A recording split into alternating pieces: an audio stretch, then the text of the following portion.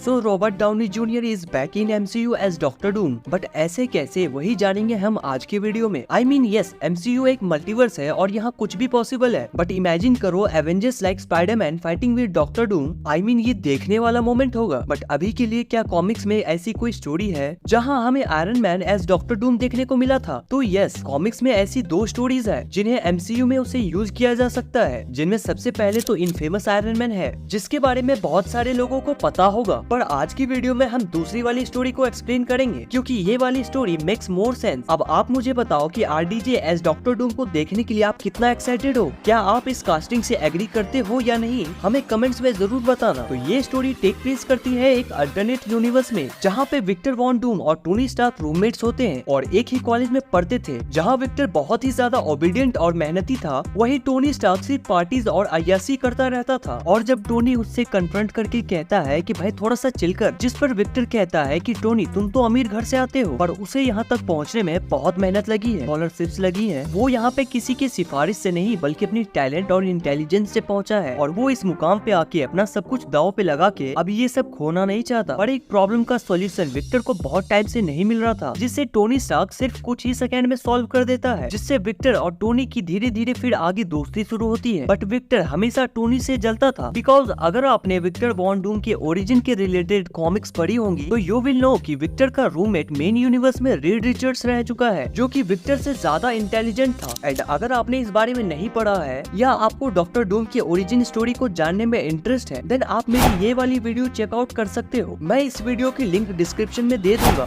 खैर, अब Tony Stark जो कि विक्टर वॉन डूम से ज्यादा इंटेलिजेंट है, जिसके वजह से विक्टर वॉन डूम को हमेशा से रीड रिचर्ड्स और टोनी की शैडो में रहना पड़ा था, और यही बात उसे खाई जा रही थी। जहाँ बाहर से तो विक्टर टोनी को अपना दोस्त कहता था, बट अंदर से वो हर टाइम उसके अगेंस्ट प्लान बनाते रहता था। अब विक्टर और टोनी दोनों ही एक प्रोजेक्ट पे काम कर रहे थे, और इस प्रोजेक्ट में एक मशीन बनाना था जो कि लोगों को टेलीकिनेसिस की पावर दे सके, मतलब बिना छुए हुए चीजों को मूव करना। अब विक्टर कहता है कि ये मशीन डिसेबल लोगों के लिए बना रहा है ताकि वो अपना काम खुद कर पाए। विक्टर टोनी से कहता है कि हम सबसे पहले तुम पे इस मशीन का यूज करेंगे, और वो टोनी को एक सीट पे बैठा देता है, और जैसे ही टोनी सीट पे बैठता है वैसे ही हैंडकफ्स उसे बांध लेते हैं, जिस पर विक्टर कहता है कि मेरे प्लान्स के लिए तुम्हारे रिसोर्सेज जरूरी हैं, इसीलिए आज से मैं तुम्हारी जगह लेने वाला हूँ। और हमें समझ आता है कि ये सब एक्चुअल में विक्टर का प्लान था, जहाँ वो अपना माइंड टोनी के साथ स्वैप करना चाहता था, और ये मशीन माइंड स्वैप करने के लिए ही बनाई गई थी। देन विक्टर खुद दूसरी सीट पे बैठ जाता है और मशीन को शुरू करता है, जिसके बाद टोनी स्टार्क का माइंड विक्टर की बॉडी में ट्रांसफर होता है, और विक्टर का माइंड टोनी की बॉडी में,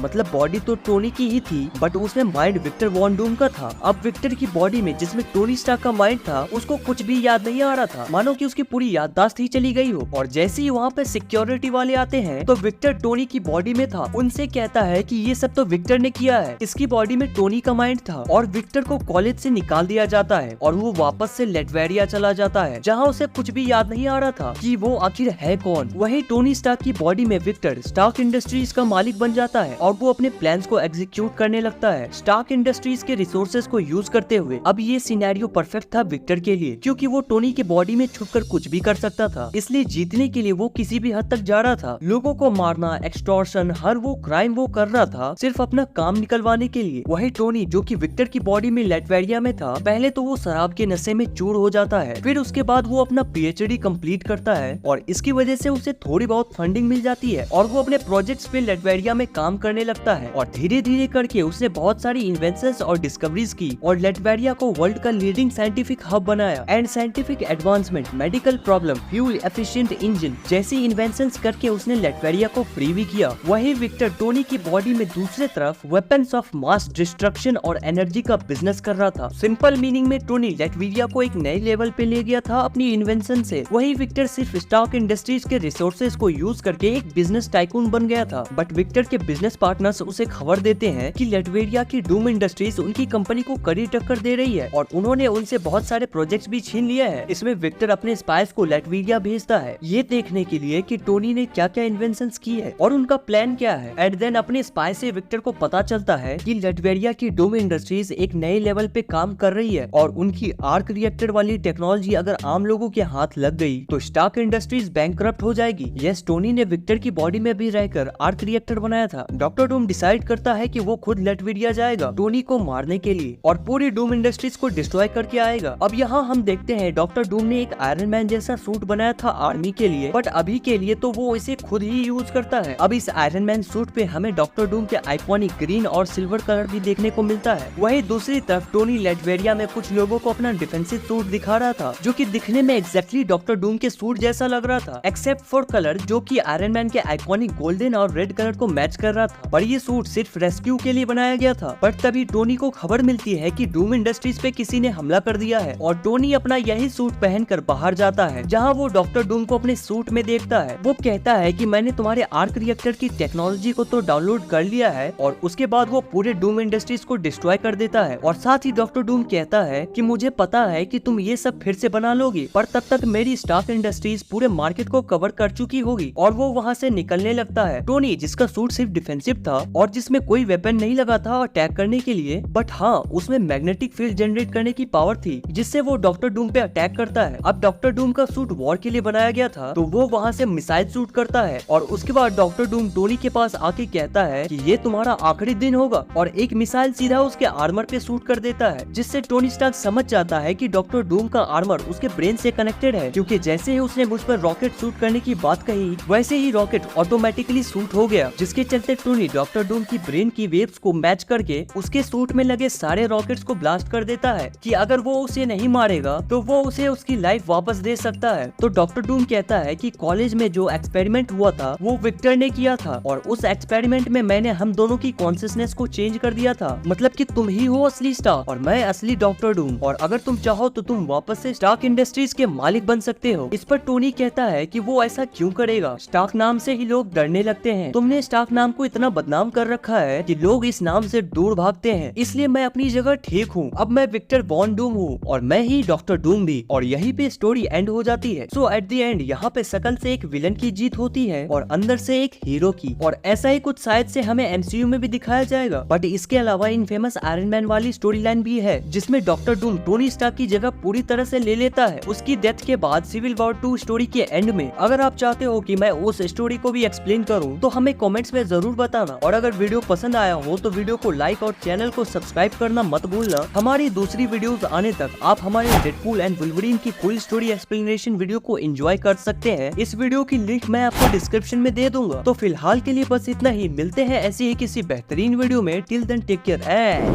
बाय।